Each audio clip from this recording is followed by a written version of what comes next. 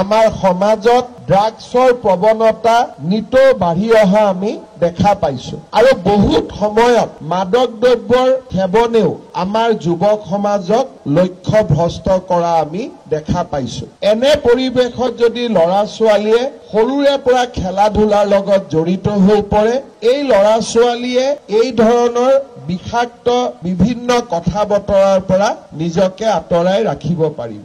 আমাক এটা সুন্দৰ শৰীৰৰ প্ৰয়োজন আৰু সেই সুন্দৰ শৰীৰ আমি খেলাৰ জৰিয়তে লাভ কৰিব পাৰো। আৰু যেতিয়া আমি খেলিবলৈ পঠিয়াম 100 জনৰ মাজত 2জন বা 2গৰাকী লভলীনা বৰগোহাঁই আৰু হিমা দাসৰো নিশ্চিতভাৱে সৃষ্টি হ'ব, নয়নমণি শইকীয়াৰ সৃষ্টি হ'ব। গতিকে খেলাৰ পৰিৱেশ যিমানে ভাল হয় সিমানে আমাৰ সমাজখন ভাল হয়। আৰু সেইকাৰণে মই আই মাতৃসকলক অনুৰোধ কৰিম, পিতৃ মাতৃসকলক অনুৰোধ কৰিম, যাতে আমাৰ ল'ৰা ছোৱালীক স্কুলৰ পৰা আহি এনেই ঘৰত ৰাখি থোৱাতকৈ যদি আমি কোনোবা খেলাৰ সৈতে জড়িত কৰি দিওঁ, তাৰ পৰা জীৱনত বেয়া একো নহয়, সকলো ভালেই হ'ব আৰু তাৰ পৰা আমি নিৰোগী জীৱনৰ পৰা প্ৰতিযোগী মনোভাৱেৰে গঢ়া এটা যুৱক সমাজ লাভ কৰিব পাৰিম। মই এটা কথা নকওঁ যে যি খেলিবলৈ আহে প্ৰতিজন খেলুৱৈ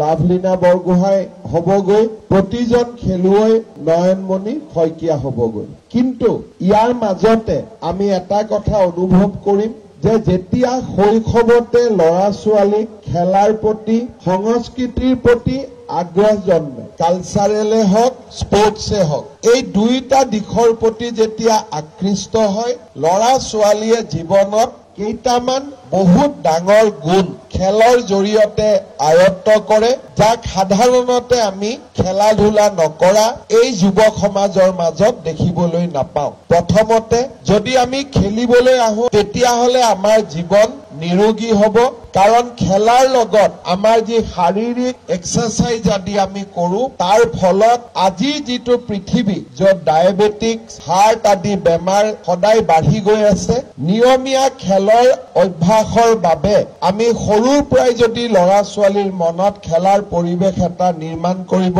পাৰোঁ, তেওঁলোকে ৰেগুলাৰ ৰাতিপুৱা এক্সাৰচাইজ কৰিব, দৌৰিব, তেওঁলোকৰ জীৱনটো নিৰোগী হ'ব।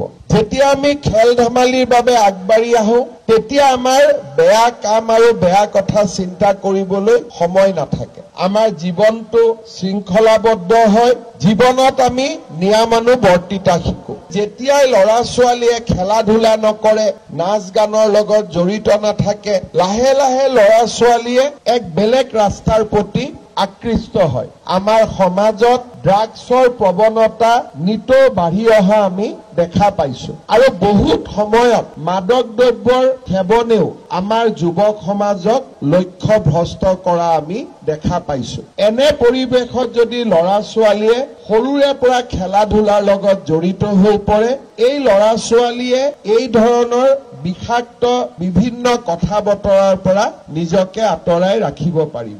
যেতিয়া ল'ৰা ছোৱালীয়ে খেলা ধূলা কৰে, দৌৰা দৌৰি কৰে, তেওঁলোকৰ জীৱিকাৰ পথো মুকলি হয়। কাৰণ আমাৰ দেশত সেনা বাহিনী, অৰ্ধসামৰিক বাহিনী আৰু আৰক্ষী সেৱাত যোগদান কৰিবৰ বাবে আমাক এটা সুন্দৰ শৰীৰৰ প্ৰয়োজন আৰু সেই সুন্দৰ শৰীৰ আমি খেলাৰ জৰিয়তে লাভ কৰিব পাৰোঁ। আজিকালি মই অসমত য'তে যাওঁ, ল'ৰা ছোৱালীয়ে মোক লগ কৰি কয় যে মামা আমাক এটা ষ্টেডিয়াম লাগে। মই প্ৰথমতে সুধো ষ্টেডিয়ামটো কিয় লাগে? ফুটবল খেলিবৰ কাৰণে লাগে, ক্ৰিকেট খেলিবৰ কাৰণে লাগে। তেওঁলোকে মোক কয় যে পুলিচৰ ইণ্টাৰভিউ আহি আছে, দৌৰিব প্ৰেক্টিচ কৰিবৰ কাৰণে আমাক এটা ষ্টেডিয়াম লাগে। যদি সৰুৰে পৰা ল'ৰাজনে দৌৰে, এক্সাৰচাইজ কৰে, তেতিয়া স্বাভাৱিকভাৱে 18 বছৰ বয়সত পুলিচ, আৰ্মি বা CRP, BSFৰ প্ৰতি তেওঁলোক আকৃষ্ট হ'ব পাৰে। আৰু যেতিয়া আমি খেলিবলৈ পঠিয়াম 100 জনৰ মাজত 2জন বা 2গৰাকী লভলীনা বৰগোহাঁই আৰু হিমা দাসৰো নিশ্চিতভাৱে সৃষ্টি হ'ব, নয়নমণি শইকীয়াৰ সৃষ্টি হ'ব। গতিকে খেলাৰ পৰিৱেশ যিমানে ভাল হয় সিমানে আমাৰ সমাজখন ভাল হয়। আৰু সেইকাৰণে মই আই মাতৃসকলক অনুৰোধ কৰিম, পিতৃ মাতৃসকলক অনুৰোধ কৰিম, যাতে আমাৰ ল'ৰা ছোৱালীক স্কুলৰ পৰা আহি এনেই ঘৰত ৰাখি থোৱাতকৈ যদি আমি কোনোবা খেলাৰ সৈতে জড়িত কৰি দিওঁ, তাৰ পৰা জীৱনত বেয়া একো নহয়, সকলো ভালেই হ'ব। আৰু তাৰ পৰা আমি নিৰোগী জীৱনৰ পৰা প্ৰতিযোগী মনোভাৱেৰে গঢ়া এটা যুৱক সমাজ লাভ কৰিব পাৰিম।